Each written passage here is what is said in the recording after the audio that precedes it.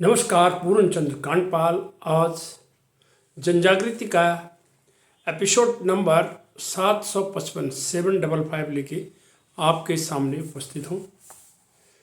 आज समाज की उस समस्या की बात करूँगा जिससे लगभग सभी लोग त्रस्त हैं और जिसमें हमारा सामाजिक जो ताना बाना है, ऐसा लगता है कि कहीं है नहीं, हमारा तंत्र कहीं है नहीं और आम नागरिक उससे डरा हुआ रहता है। और वो है क्या? क्रिमिनल्स को दूसरे शब्दों में हम कहते हैं, जो गली मोहल्लों में सड़कों में हम देखते हैं बेडर होकर के वो घूम रहे हैं, चोर, उचक्के और जेब कतरे। अब चोर, उचक्के, जेब कतरे आम भाषा में यही शब्द प्रयोग किया जाता है, लेकिन जब देखते हैं कि हमारे सामने महिलाओं के पर्स स्नैच कर जाते हैं, मोटरसाइकिल में वो आते हैं, एक पीछे बैठा होता है, आगे वाला चलाता है और एकदम बाज की तरह उठा करके जब तक पता भी नहीं चलता कि वो दूर हो जाता है। ये सब क्यों होता है? एक सभ्य समाज में, एक प्रजातांत्रिक देश में और एक उस जगह पर, उस देश में जहाँ सब कुछ कानून और व्यवस्था पर होता है, जहाँ पर पुलिस होती है, चाक चौबंद पुलिस कहा जाता है। तो ये लोग क्यों करते हैं ऐसा काम?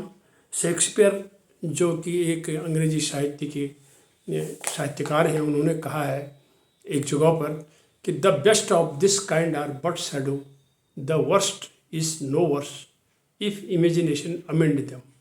इसका हिंदी का सूक्ष्म रूपांतर ये है कि इस दुनिया में अच्छा क्या है, बुरा क्या है, ये किसी भी व्यक्ति के सोचने पर निर्भर रहता है। जेब कतरा, चोर, उचक्का अगर ये समझते कि ये गलत है तो वो क्यों करते? तो उनके नज़र में ये तो अच्छा काम है, वो उनकी रोजी रोटी है। वो कहते हैं हम तो अनएम्प्लॉयड हैं, उनमें वो पढ़े लिखे भी हैं, बड़े ट्रिकबाज हैं, वो बड़े स्टंट भी जानते हैं, सब कुछ करते हैं वो। लेकिन उनके मन में क्या है कि हम क्या करें, कि उनके नज़र में मतलब वो जो काम है ना, वो जो कर रहे हैं, वो असामाजिक काम जो वो कर रहे हैं वो बुरा नहीं है। और अब सवाल यही आता है, इनको रोका कैसे जाए?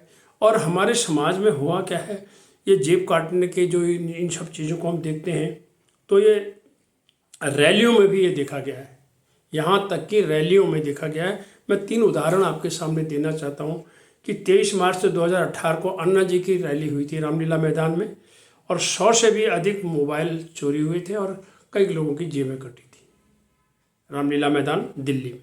फिर 29 अप्रैल 2018 को भी एक रैली हुई थी जिसमें 50 मोबाइल गुम हुए थे लोगों के और 150 के करीब जेब। ये सब अखबारों में, मीडिया में ये खबरें आती हैं। और अभी हाल ही में मुंबई के आज़ाद मैदान में 5 दिसंबर 2024 को मुख्यमंत्री जी का शपथ समारोह हुआ था और जिसमें मोबाइल चोरी हुए, चेन चोरी हुई, पर्स चोरी हुए। जब रिपोर्ट लिखाई गई थाने में तो उसकी लगभग जो कीमत बताई गई है वो 12,40,000 के करीब बताई गई है।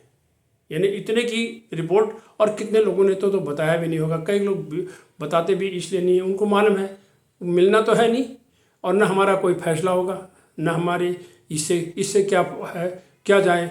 बहुत से लोग हमारे देश में, मैंने पहले भी एक एपिसोड में बताया था, हमारे देश में रेप का वो हालत है कि 10 आउट ऑफ मतलब 9 केस तो रिपोर्ट ही नहीं होते, सिर्फ एक रिपोर्ट होता है और उसमें भी कितने लोगों को सज़ा मिलती है, कितना समय लगता है। क्यों नहीं लोग रिपोर्ट करते हैं? महिलाओं के उत्पीड़न के, महिलाओं के छेड़खानी के, महिलाओं की समस्याओं के जो रिपोर्टें नहीं जाते हैं, यहाँ तक कि डोमेस्टिक वायलेंस के भी रिपोर्ट इसलिए नहीं जाती, उनको पता है कि होना जाना कुछ नहीं है। ये आम जनता से पूछिए आप, वो ये एकदम कहते हैं होना जाना तो कुछ है नहीं, फिर क्या करना है, चलो नहीं जाते हैं। लेकिन जो जाते हैं तो फिर वो ये इनका सक्सेस रेट होता है, वो आपको मैंने बताया। तो इनकी जो है, इनकी ये इस काम को बुरा नहीं समझते हैं।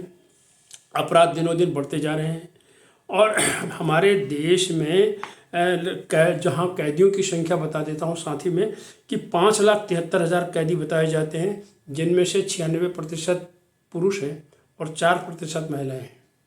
और इन कैदियों में अधिकांश ऐसे हैं जो अभी जिनकी ट्रायल भी शुरू नहीं हुई है और जिनको हम अंडर ट्रायल कहते हैं। तो कुल मिलाकर के हमें क्या करना पड़ेगा, हम क्या कर सकते हैं, मेरी जन जागृति का यही एक संदेश है कि हमें चौकन्ना रहना होगा, अपना ध्यान खुद रखना होगा, सड़क गली मोहल्ले और कस्बे में सतर्क होकर के चलना होगा और महिलाओं को अधिक सतर्कता बरतनी होगी। मैं यही निवेदन करना चाहता हूं कि यदि आप सतर्क रहेंगे तो आप अपना बचाव कर सकते हैं। चलते समय मोबाइल से बात न करें, अपना पर्स अपना बैग संभाल के चलें, अंधेरे में न चलें, कोशिश करें समय पर आप घर आ जाएं। इन्हीं शब्दों के साथ शुभकामनाओं के साथ धन्यवाद।